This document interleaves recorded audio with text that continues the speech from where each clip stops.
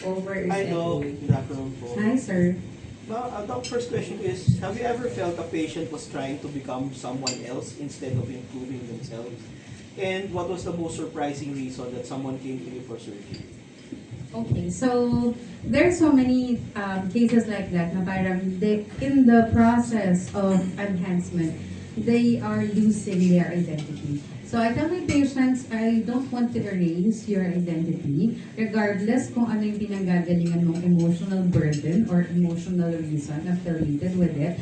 But I just want to address it. Enhance lang. Laging enhancement, not to change the look. Because wala talagang carbon copy kahit nga mga twins hindi sila totally 100% identical, diba? So I just want to debunk the ideas that if I'm gonna show this picture of Jenny, for example, magagaya ba natin yung look na to? So it's not right. I think it's not rightful to have something like that. Pero siguro we can do something that is like near it but not totally identical. So hindi talaga ako para sa ganun. No? So if you're not gonna agree with me, you're free to go to other doctor who's willing to do that. Pero ako, I limit my patients. Sorry, forgot your next question. The most surprising reason that someone came to you for surgery? Siguro hindi most surprising, but parang something that stood out. Before, I have this 65-year-old female patient, primary rhino. So sabi ko, bakit ngayon lang? Kasi tinatanong ko yan, parang bakit hindi na mga 40s ka? Bakit ngayon na 65 ka na? So, ang sabi niya kasi, namatayan siya ng anak. And plan ng anak niya mag-pray na sa akin. So, instead na yung anak niya, siya na lang. Actually ako. Another question po. Yes, sir. Is there a part of the face na you would never touch or never change, no matter how the patient asks? Meron ba talagang dapat? Siguro wala. Because I'm an ENT. So, before I did the pagpapaganda, marami muna akong nakitang sira. Like literally, I came and trained in East Avenue Medical Center, which is very, very nearby. East Avenue Medical Center is a referral hospital for vehicular accidents.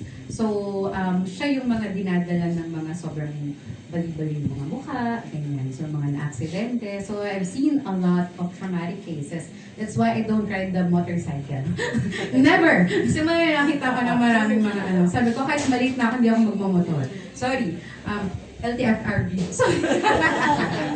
Pero, kasi nga I've seen a lot of, kumbaga, mga nasirang mukha because of the accident. So, I know how to fix them because I'm an ENT. Yun ang pinaka-baseline ko. I'm an ENT, so I've seen a lot of, kumbaga, distorted faces from vehicular accidents. So, parang na-touch ko na siya lahat. So, tsaka, it's just that I know when to say no and I know the specific areas na hindi ko, napag-iingatan ko. Like, there is a specific dangerous triangle of the face, like this one. This is the dangerous triangle of the face.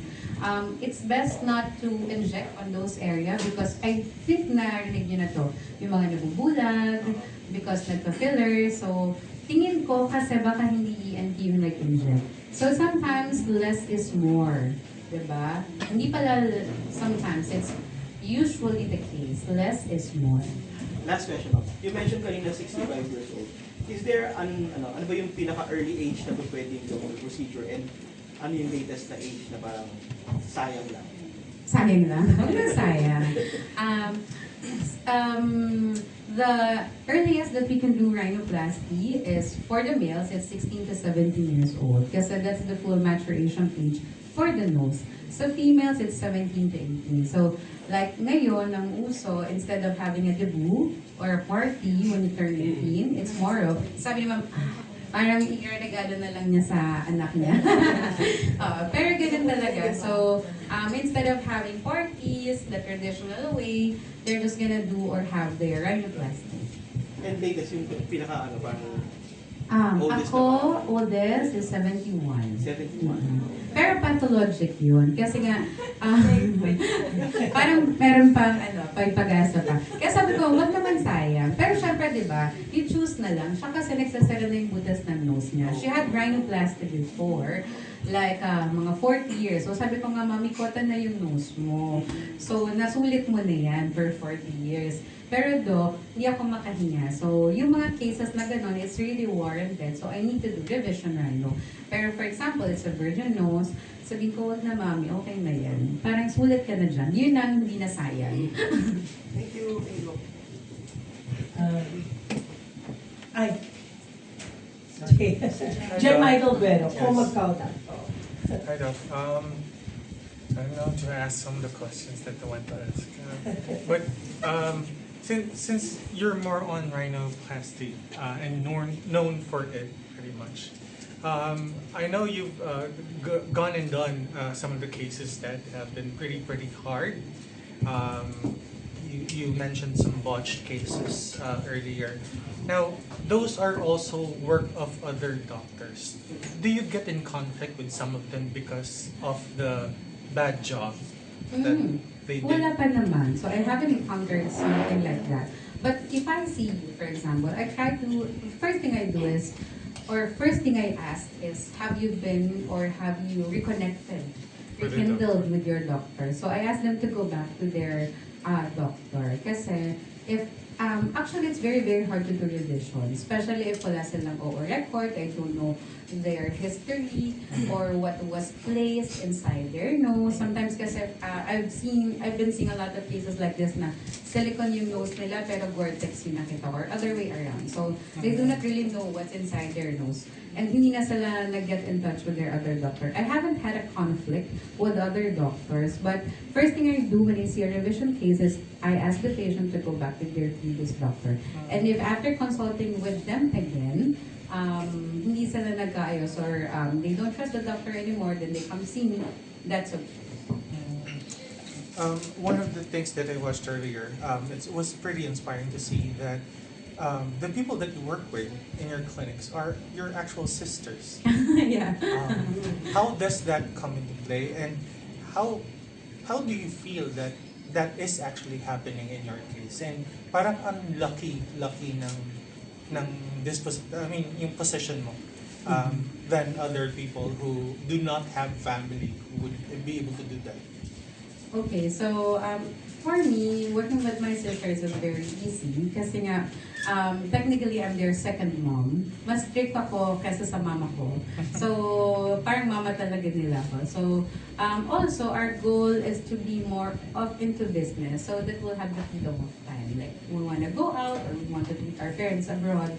So, that's our goal. Also, working with my sisters, I know their personality or I know their strengths and weaknesses. So, I'll be able to align and allot a specific task for them. Okay. And are they okay with it? Yes. Or they have no Yeah, choice? this is Sino clear. in marketing? Okay, Sige. ito kasi yan. Ako siguro, I know how to read a person or I know how to read people, like the way they act. So, tingin ko, as a doctor, we were trained to read people based on their movement, the psychology of it. So, in my growing up, ganun din yung ginawa ko sa mga kapatid ko. Kasi, just to give you a brief background, my father is mostly based abroad. Parang, I'm 35, 25 years. I think nasa abroad siya. So, I was the partner of my mom raising my siblings, parang ganun. So, growing up, parang I know to be a leader already inside the house and inside the school. So, tingin ko, managing people in my business is easy because I know how to organize something like that. And to lead people based on their skills, based on their strengths and weaknesses. And did your dad actually work in the U.S. or what? He worked in Asian countries like Singapore. Longest na stay niya is in Singapore. Okay. And she's a computer engineer. Computer engineer. I'm also a computer engineer, but Okay. I'm doing this. The reason I ask is how was he been able to do the parenting job as far as you are concerned? Because of course, I mean, you don't go in a situation where you're already a renowned leader because you didn't have anybody to look up to. Was he somebody that also gave something in return? Okay, this is what I believe in. There's always a learning curve, even in parenting. So, during the time na ako pa lang yung anak, sobrang siyang strict. So, parang all the strictness, ganyan, sa akin yun na-apply. So, when he left, like around 4 or 5, yung pagiging strict na yun, na-apply ko sa mga kapatid ko. So, the way I parented my sisters is actually the way he parented me. So, something like that. So, when he left to work abroad, it's a reflection. Parang nandyan din si Papa, pero ako na yun, in my persona. So, it's a little bit difficult. Actually, during that time, I do not find it difficult. Parang it's more of, it's a realization now that I have my own child, I have my own son. Ito pala yung ginagawa ko when I was young. Niloloko ko nga yung bunso namin eh. Kunwari, binibisan niya ako. Yesterday we had a shoot. So, just an anecdote. Sabi ko sa kanya, binibisan niya ako. Sabi ko, bisan mo ka ng maayos ha. Marami akong beses nagbihis sa'yo nung bata ka. So, ito talaga yung sinabi ko sa kanya. Sabi ko, daming beses na sinudan kita ng diaper. Kasi I have long nails yesterday. So, sabi ko, hindi ako makapag-spotan, something like that.